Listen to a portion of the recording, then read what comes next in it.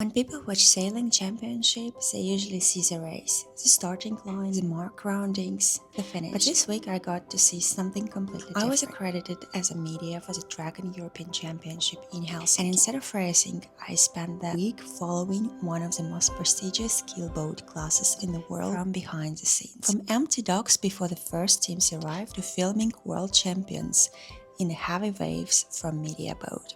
So today I want to show you what a championship looks like when you are not competing but telling a story of everyone who is. The Dragon European Championship took place in Helsinki and brought together more than 60 boats from around 20 teams traveled from across Europe, but also from places like Hong Kong, United States, turning Helsinki into the center of a dragon sailing world for an entire week. The championship was hosted by NGK, one of the Finland's oldest yacht clubs, and honestly, the organization was on another level. There was professional live streaming, race commentary, a race village open to the public, city support, sponsors everywhere, an incredible amount of work happening behind the scenes that most spectators never noticed. When I first arrived on Friday, it almost didn't feel like a championship yet. Most of the marina was still empty, only a couple of boats have already arrived. One of them was Blue Bottle from Great Britain. The other one was PROVEZZA, the reigning world champions from Turkey. It felt surreal. The docks were almost silent, yet you knew that in just a couple of days, this place would be full of sailors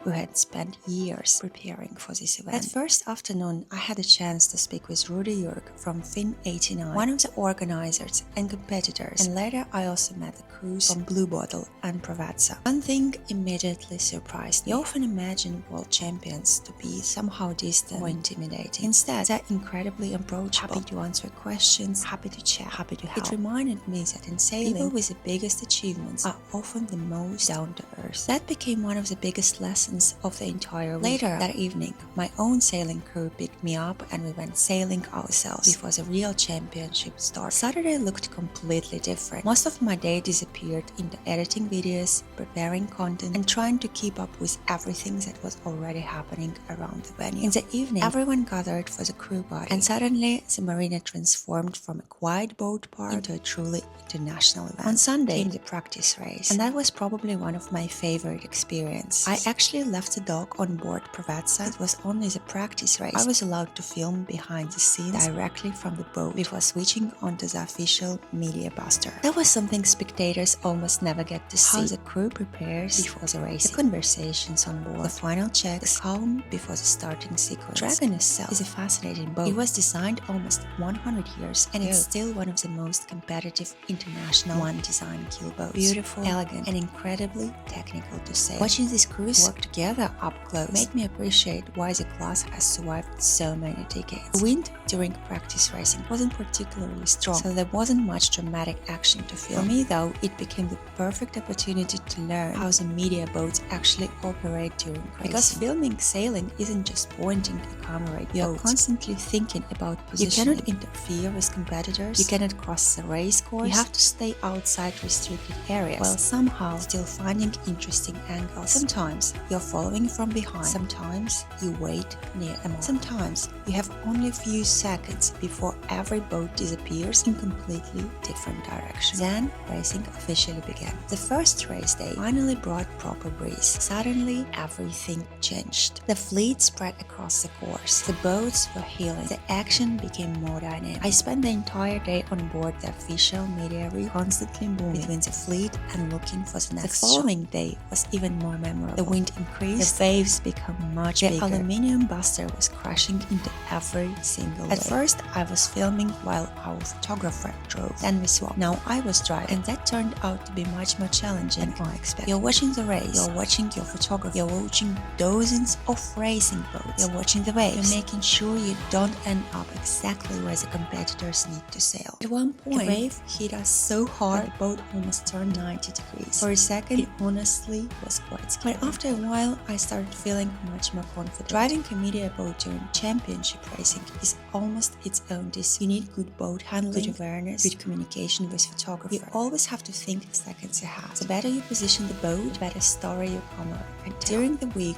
I also had the opportunity to interview the crew of Blue Bottle. It was really interesting to hear how one of the most strongest international teams prepares for an event like this and what the championship means to them. Outside the Dragon Europeans, the week didn't actually slow down. I was also filming downtown Helsinki, creating content for HSS junior sailors and trying to keep up editing everything before leaving to Hungary. By the end of the week, my memory cards were almost full. My laptop was full of unfinished edits, and I realized that media work at sailing events doesn't really stop when racing finishes. Sorting footage, choosing the right story, editing interviews, publishing everything while people are still excited about the event. Looking back now, I think this championship gave me much more than just content. It showed me a completely different side of professional sailing. Not only the racing itself, but the volunteers, organizers, photographers, media teams, safety boats, and everyone working quietly in the background to make an event of this scale possible. And maybe my biggest takeaway was nothing to do with sailing at all. The more successful sailors were, the more humble they seemed. The reigning world champions, the experienced skippers, organizers, nobody needed to prove anything. Everyone simply loved being there. That's exactly what makes sailing such a special community. Thanks for coming along with me behind the scenes of Dragon European Championship. I still have interviews to edit, more stories to tell, and now I'm heading to Hanko for our next adventure. So if you still like to see more from inside the sailing world, not just the races, but everything that happens around them, make sure to follow along. There is plenty more coming. See you in the next videos.